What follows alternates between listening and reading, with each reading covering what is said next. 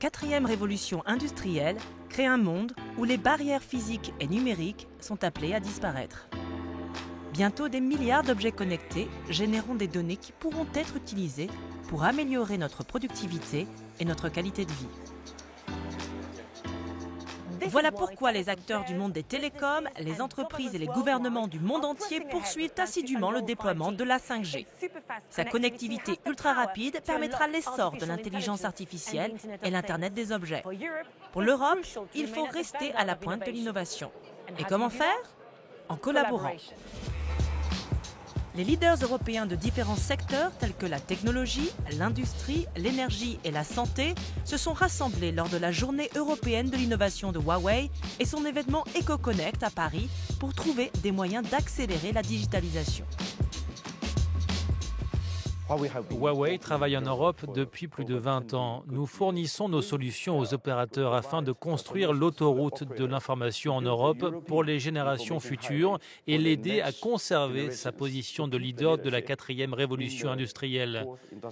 Pour la seule année 2018, la contribution de Huawei au PIB européen a dépassé 12,8 milliards d'euros.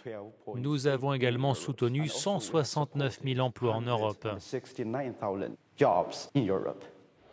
Cependant, l'Union européenne et certains États membres, comme l'Allemagne, craignent que de travailler sur la 5G avec des entreprises en dehors de l'Union soutenues par des États ne crée des problèmes de sécurité. Selon eux, l'Europe serait plus vulnérable aux cyberattaques et trop dépendante de fournisseurs étrangers.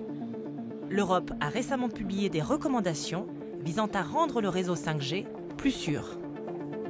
Pour ce dirigeant d'une entreprise allemande qui fournit des services au secteur des télécoms, il est important de continuer à innover.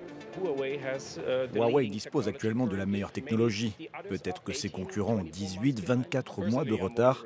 Personnellement, je me demande si la recommandation est politiquement motivée, parce que Huawei fournissait déjà l'équipement pour la 3G et la 4G.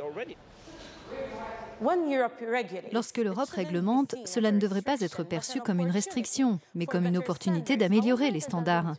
Cela ne signifie pas que nous ne pouvons pas collaborer avec des partenaires étrangers, car cela voudrait dire sinon que nous nous isolerions. Huawei estime que son expertise est essentielle pour aider l'Europe à saisir de nouvelles opportunités, telles que l'intelligence artificielle. Nous allons investir 100 millions d'euros dans la construction d'un programme d'écosystème de l'intelligence artificielle. Voici l'Atlas 900 de Huawei, le plus puissant cluster d'intelligence artificielle au monde. Si vous regardez le ciel, il y a environ 200 000 étoiles. Pour les identifier de façon traditionnelle, cela prend aux scientifiques environ 74 heures. En utilisant notre Atlas 900, il ne faut que 10 secondes. It only needs 10 seconds. L'intelligence artificielle, ce n'est pas seulement les robots, l'informatique et les usines intelligentes, c'est aussi des applications dans la vie quotidienne des gens. Bonjour Alex, parlez-nous de StorySign. C'est une histoire qui me tient vraiment à cœur. J'ai une fille de 3 ans et j'aime lui lire des histoires le soir. Mais il y a 32 millions d'enfants sourds sur cette planète qui n'ont pas la même opportunité qu'elle. Huawei a donc travaillé en étroite collaboration avec les studios Aardman Animation pour produire StorySign. C'est une application qui peut être téléchargée gratuitement. Il suffit de l'ouvrir et elle traduit ce texte en langue des signes pour nous.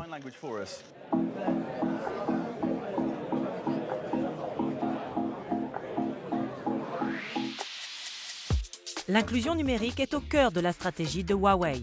Son projet Tech for All vise à améliorer la vie des gens grâce à la technologie.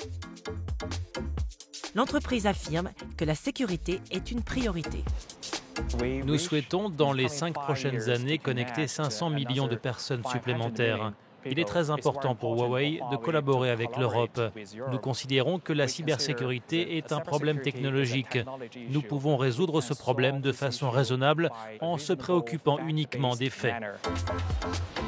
L'Europe considère la 5G comme un atout majeur sur le marché international, avec des retombées économiques qui devraient atteindre 225 milliards d'euros d'ici à 2025.